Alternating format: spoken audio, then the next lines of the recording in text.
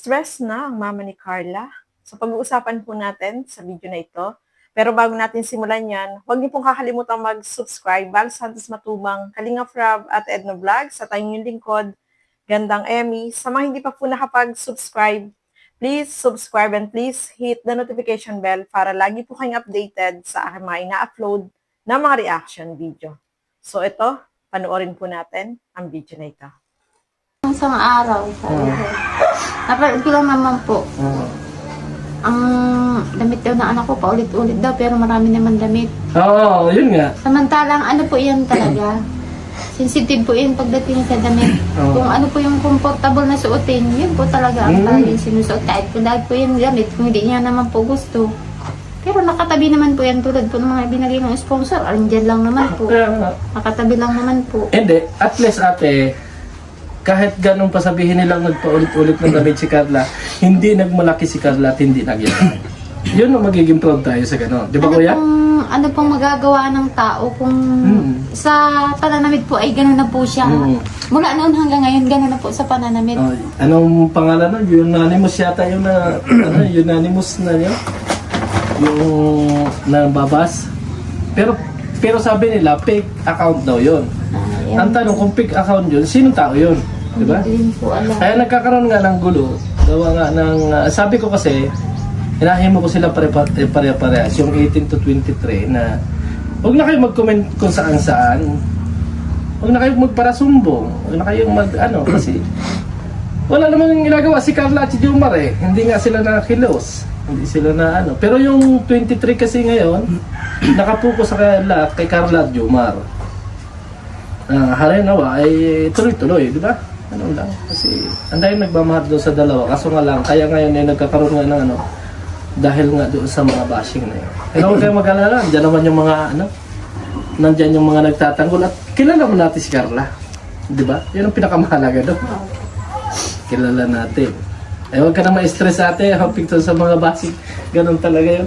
Sabi ko nga ate, kahit anong ganda ng pakikisama mo sa isang tao, ang titingnan sa'yo ay yung pangit. Di ba? Pag hindi ka po nila gusto. Oo. Tulad ni Carla. Ano ba ginagawa ni Carla? Wala naman. Oo. Nagbablog. Wala naman siyang ginagawa masama. Yung damit. Ay, ano pa yung damit at tinisus? Ako nga, tinaman yung damit ko. At least tao tayo humarap. Kaya nga po, ganito lang. Damit lang po yan. Oo. Pero ang totoong nasa loob po ng pagkatao, ng isang tao. At least hindi kayo nagbago. Gumanda man yung ninyo. Katulad ni Kuya.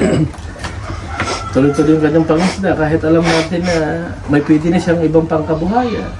Tuloy-tuloy lang ang kanyang pangisda. Tama? Nala po sabi daw ng iba sa parang manang daw manamit. Hindi. Kung ano-ano. Grabe nga yung ano po yan? Natural po yan manamit. Ganyan po talaga yan manamit. Kahit po nung bata nga po yun, teenager pa lang po yan. Damit po niyan, damit ni papa niya. Mga ganyan po nga. Ano po, sanay po talaga sa mga habang damit. Naka-pajama, naka-t-shirt na ganyan. Ganyan po talaga yan. Ang ganda ni Carla ngayon. Parang lalong natangos yung ilong niya eh. Lumiit yung ano po, namayat po yan. Namayat na gawa po ng sobrang diet.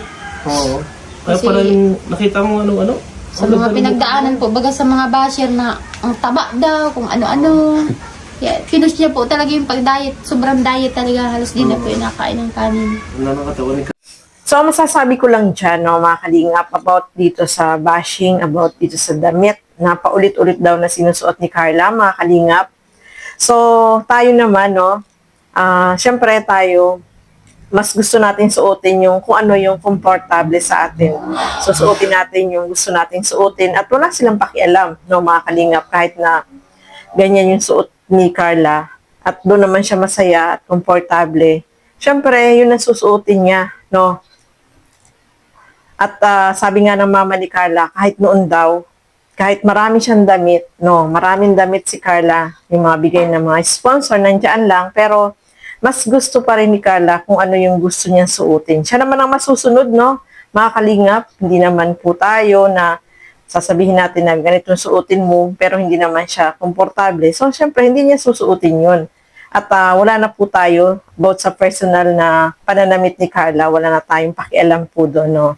Yung mama nga ni Carla, sabi niya, kahit noong bata pa daw si Carla, is yung style niya is ganun pa rin. Hindi siya nagbabago. Kahit na marami na siyang pwedeng suotin na damit, kung ano yung nakagisna niya na yung style na niya ng pananamit, ganun pa rin yung sinusuot niya. Kaya, wag po nating ibas itong si Carla, no, mga kalingap, doon sa pananamit niya. Wala po tayong pakialam kung ano man ang suotin ni Carla.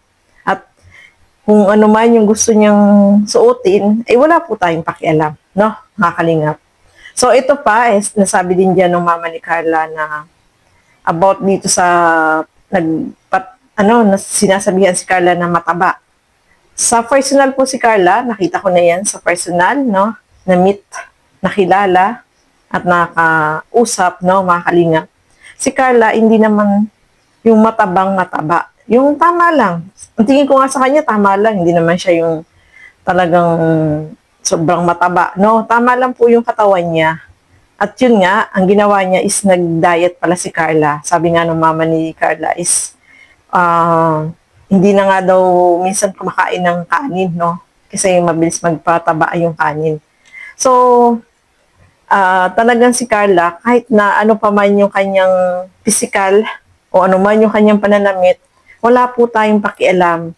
At alam natin at kilala natin si Carla na napaka-humble, yung ugali niya is ganun pa rin, hindi siya nagbabago. Simula't simula ay ganun pa rin po yung ugali ni Carla, mga kalingap. Kaya doon sa mga naninira, sa mga binabash itong si Carla, sana tumigil na po kayo, no, mga kalingap.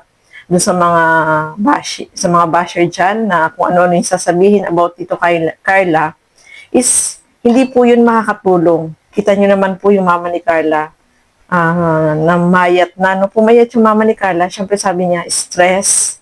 Syempre nakakabasa siya ng mga hindi maganda against sa kanyang anak. Kaya kahit sinong nanay, maapektuhan po talaga, no, mga kalinga.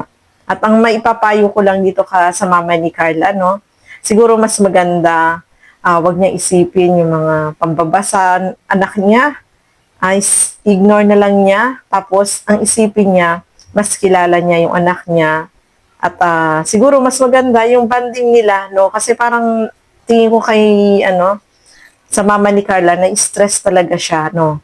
Siguro dapat mag-banding sila ni Carla, no, mga kalingap, para mawala naman yung stress. Lagi daw niya iniisip si Carla, yung tatay, lalo na pag nagdadagat, mas malakas yung alon. Tapos yung mga kapatid niya, na syempre hindi niya rin maiwasan na yung mga kapatid niya ay humihingi din ng tulong sa kanya at lumalapit, hindi niya matiis. So, nagsama-sama na yung mga isipin ng mama ni Carla yung mga ganong bagay. Kaya nakikita natin sa kanya na talagang na-stress po siya, no, mga kalingap.